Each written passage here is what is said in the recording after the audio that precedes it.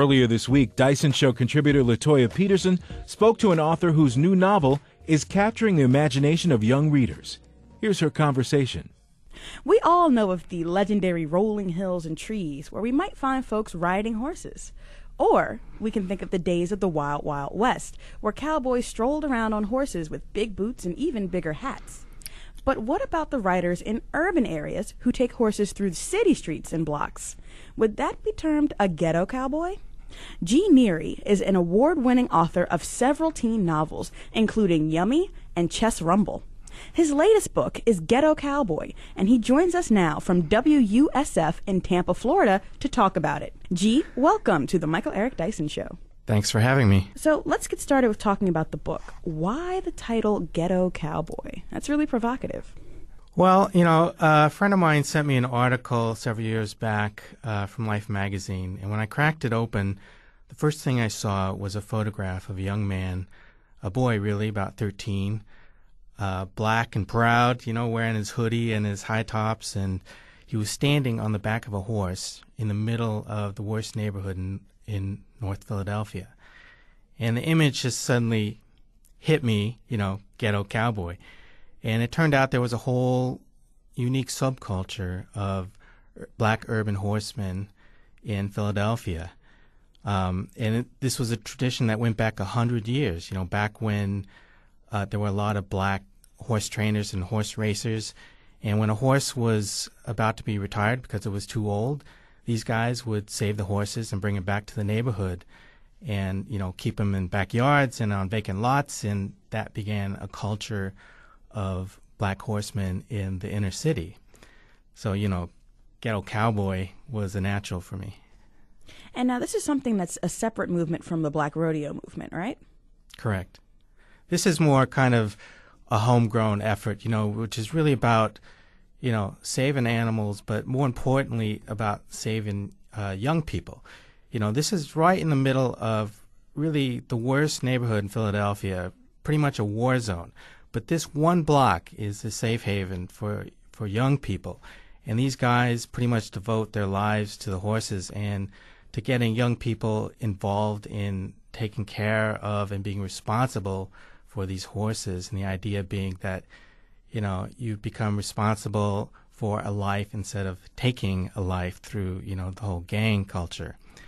So, this is an important tradition that Philadelphia has kind of ignored up to now, and that became the basis for the book, which is this kind of modern-day Western, a battle going on today between these urban cowboys and the city of Philadelphia over this vacant public land that these guys have been raising horses on for decades. And so against this backdrop, we have this really fascinating fictional story that you created around a character named Cole. Can you tell us a little bit more about Cole and his journey and how you chose to write the character?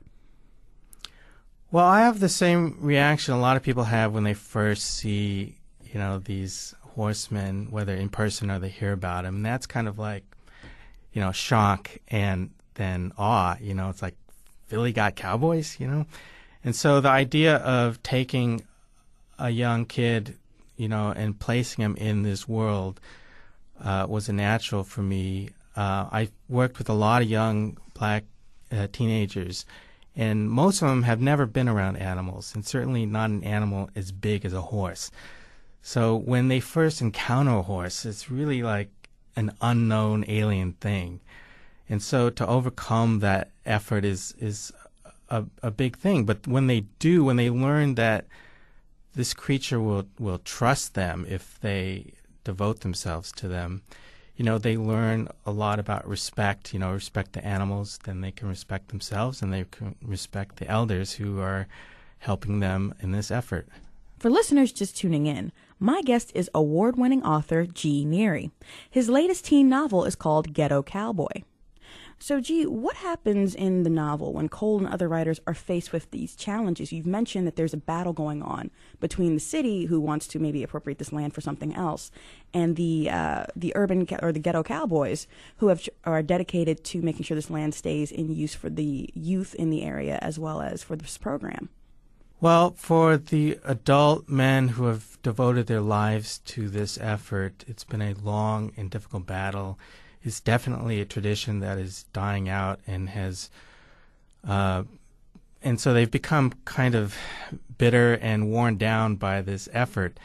And so the idea that a young person who, several months before this story takes place had nothing to do with horses would be the catalyst to kind of rise up against them, against the city, was a powerful one for me. It's like the old Westerns where you have the land barons, and you have the single cowboy that will rise up and take them on, and a young boy who rallies the older generations to not give up, to stand up, to find the power, and create support within the neighborhood and within the city itself.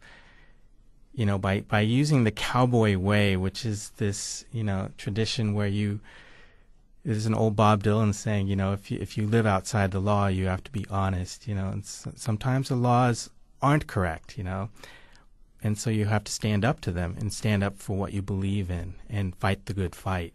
And so young Cole is the one who leads this effort and rallies the other cowboys to take on the city. And it's not, it's not like a big all happy ending where everything works out. They make up ground and they gain respect, but it's an open ending, and it's an unsettling ending. Don't really know exactly what's going to happen, but that mirrors what's happening today. We don't really know how this is going to end up because it continues as we speak. And now, G, one of the interesting facets of this book is that it's aimed toward a very specific young adult demographic, but also young adult men. And it's really difficult to attract young men to reading in this age group. I mean, outside of Walter Dean Myers, there aren't really that many authors that are really speaking to a young man's experience, particularly one that would be flavored with experiences from the inner city or the urban areas, though that's been changing in the last few years. How do you make your writing work for and speak toward this group? Well, I've kind of fallen into this niche by accident, but it's been a real positive one. And I talk a lot about building bridges towards Jane Austen, that, you can't put a book like Jane Austen or Dickens in front of these kids and expect them to make that cultural leap. They need to, a lot of these kids, particularly boys, reluctant readers and non-readers, have never read a book. I mean, literally never read a book.